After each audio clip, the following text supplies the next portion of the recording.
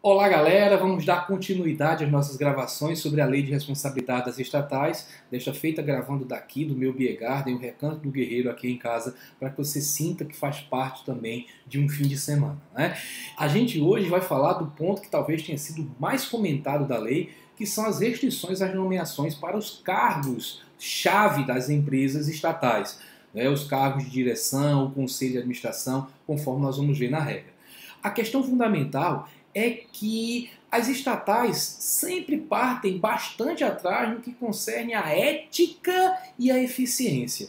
E a razão disso, em boa parte, vem do fato das nomeações para esses cargos top serem feitas com base mais em critérios políticos do que em critérios técnicos. Aquela história de jogar um político que não entende nada de energia elétrica para comandar Furnas, por exemplo. Então, para que isso não volte a acontecer, um dos efeitos, como eu falei, da Lava Jato foi a criação de certas restrições. Nós vamos ver que o artigo 17 da lei, e esse todos vocês vão ter que memorizar, decorem o artigo 17, um dos mais importantes da lei, traz dois grupos de dispositivos. Alguns tentam forçar que os nomeados tenham condições técnicas de assumir esses cargos.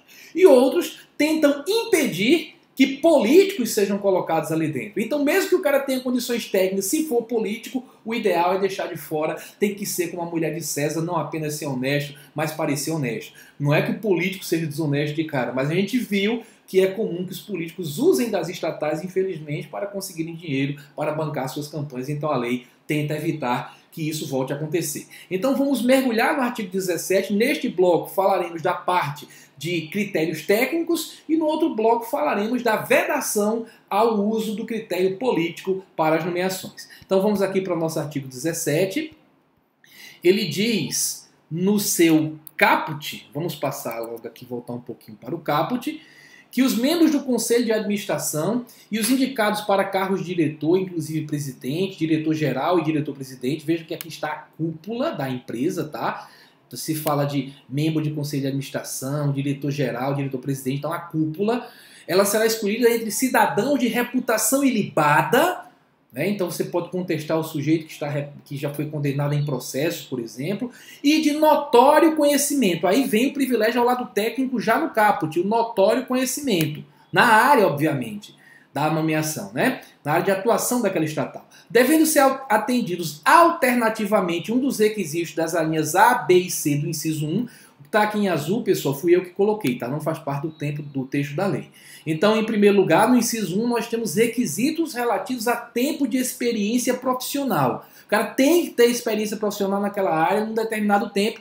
Aí vem alternativas. Ou ele obedece à linha A, ou à linha B, ou à linha C. Nós vamos ver que são 3 requisitos de experiência profissional com relação a tempo, tá? E além disso, além desse tempo, ele vai ter que atender cumulativamente, preste atenção ao fato de que aqui não é mais alternativo. Ele tem que obedecer A, B ou C do inciso 1. Mas além disso, ele também tem que obedecer os incisos 2 e 3. E nós vamos ver que o inciso 2 fala em formação acadêmica e o inciso 3 coloca como proibidos de assumir esses cargos, aquelas criaturas que foram consideradas inelegíveis para qualquer cargo nos termos da lei que regulamenta essa matéria, conforme nós vamos citar. Então, em primeiro lugar, o requisito temporal. Lembra que aqui é alternativo, tá? Ele vai ter que obedecer à linha A, B ou C. Então, em primeiro lugar, ele vai ter que ter, primeira alternativa, 10 anos no setor público ou privado, na área de atuação da empresa pública ou sociedade de economia mista, ou em área conexa àquela para a qual forem indicados em função de direção superior. Então vai assumir a Petrobras, é isso que o cara vai assumir, então a consequência é que ele vai precisar ter 10 anos numa empresa que trabalhe com petróleo, né? Pode ter sido até aquela de Ike Batista, que é no setor de petróleo, mas ele demonstra, em primeiro lugar, o requisito temporal. Eu vou ter condições técnicas porque tenho efetivamente tempo atuando 10 anos com aquela matéria. Vejam que basta ter trabalhado naquela outra empresa, não precisa ter assumido o cargo de direção ou chefia. Entretanto, ele também pode ter 4 anos ocupando pelo menos um dos seguintes casos. Olha, 10 anos com experiência profissional, basta ter experiência profissional na área, ou pode ser 4 anos, mas aí esses 4 anos vai ter que ser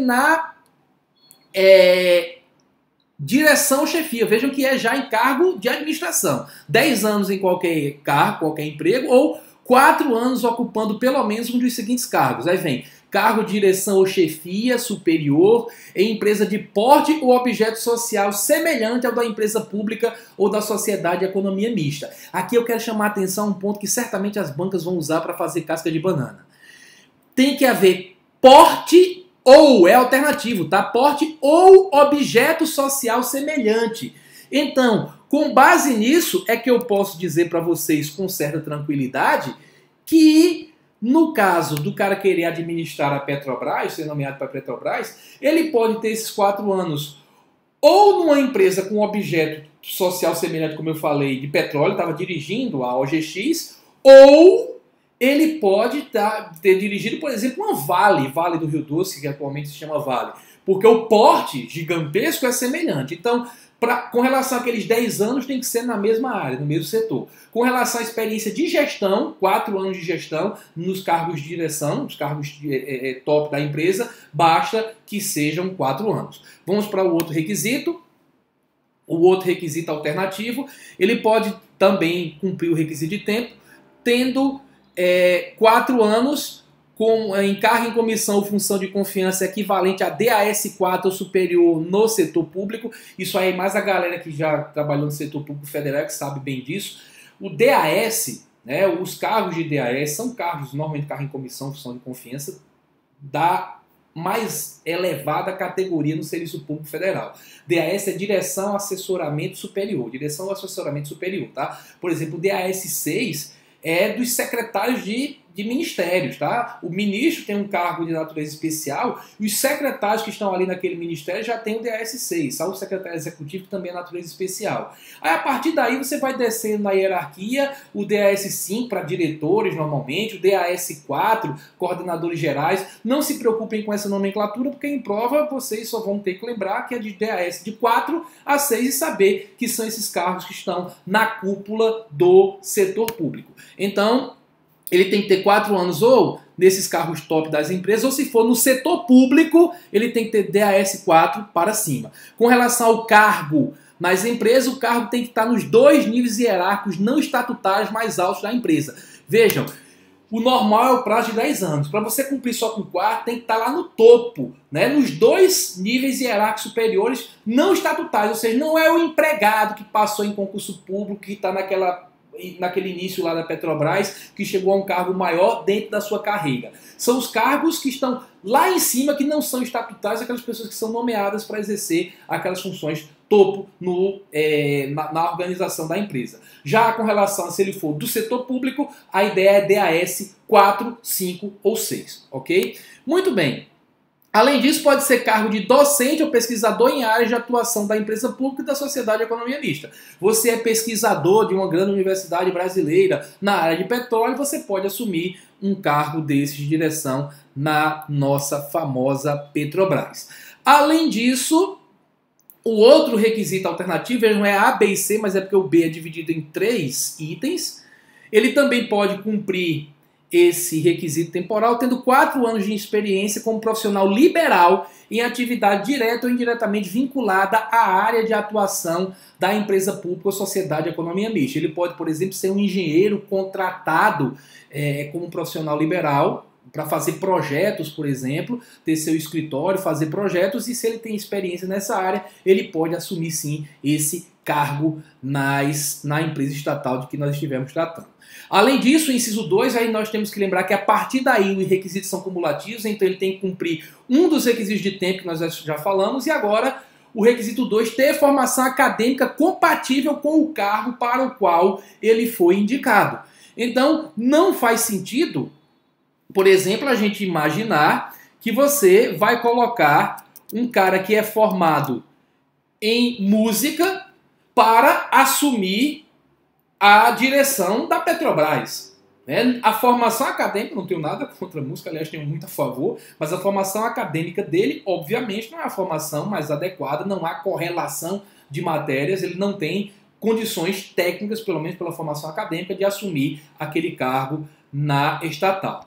Importantíssimo a gente observar que Se o sujeito ele foi inelegível para qualquer cargo, porque se vocês olharem essa lei complementar 64 de 1990, que traz as inelegibilidades, no artigo 1 ela traz alguns casos de inelegibilidades, e artigo 1, inciso 1, fala das inelegibilidades para qualquer cargo. O cara não pode assumir qualquer cargo eletivo, nem de presidente, nem de prefeito, nem de vereador, nem de nada. Então vocês sabem, por exemplo, que são inelegíveis os analfabetos e os inalistáveis, então essa galera também não pode assumir cargo na estatal.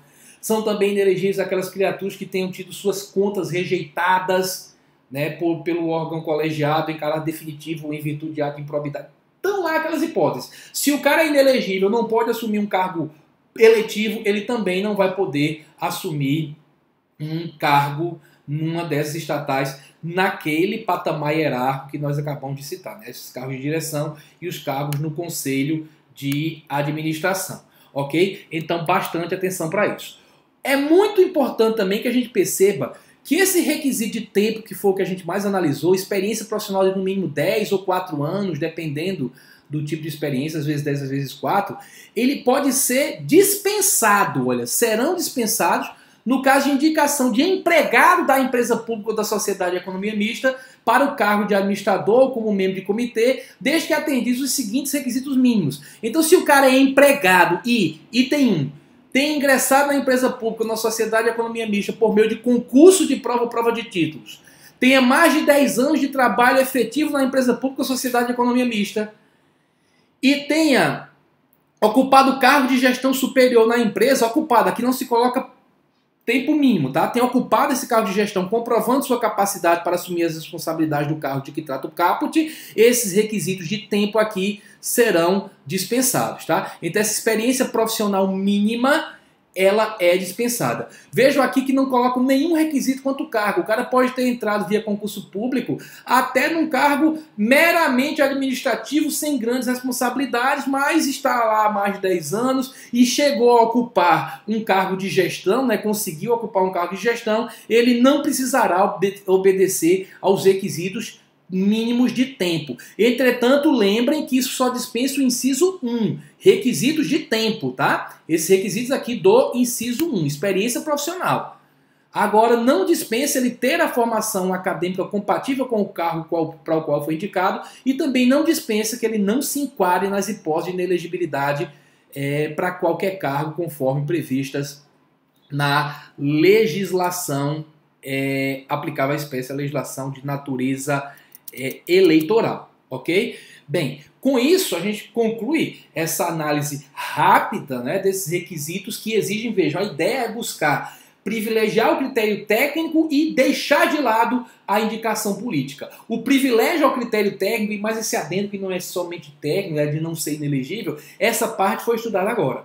No bloco subsequente nós analisaremos a questão referente ao abandono do critério político como critério para nomeação para as estatais. Bons estudos, até lá, tchau, tchau.